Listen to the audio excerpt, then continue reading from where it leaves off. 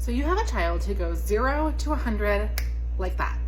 Here's what I want you to remember about the brain. When your child is reactive, they're very likely operating from the amygdala, the part of the brain that's kind of like the seat of the emotions, constantly scanning the world, looking for cues, processing those cues based on memory and past experiences, and deciding in 200 milliseconds, less than a second, how to respond and whether it's a fight-flight moment.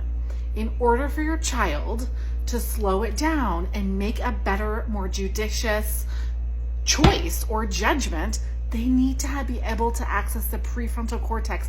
And it takes 3 to 5 seconds for your child to make a more thoughtful decision from the prefrontal cortex when something has happened. And so if you have a child who's constantly going 0 to 100, hitting siblings, yelling, grabbing, all that kind of stuff, I want you to remember that in that moment, what you got to work towards is getting the prefrontal cortex back online.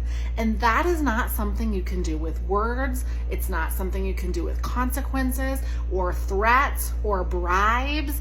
That is something you do with a body and relational intervention.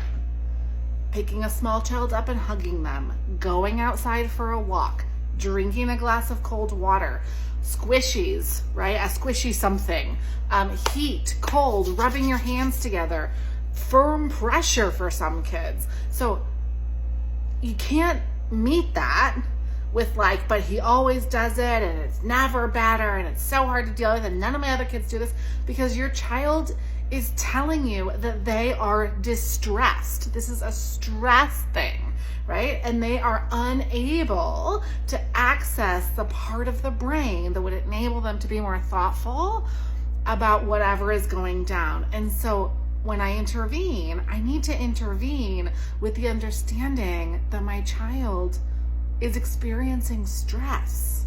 My child is distressed. And I have to bring a softness, a gentleness, a lightness, a curiosity to that. And I have to nurture the relationship. Now, in all of the other moments with this child who goes 0 to 100, whose stress receptors are picking up on threat and danger and responding like crazy, in the other moments, I need to build my relationship, and then I can start to map with that child the neural pathways so they can respond in a different way. But it does take time, and it takes relationship with mom, dad, or caregiver.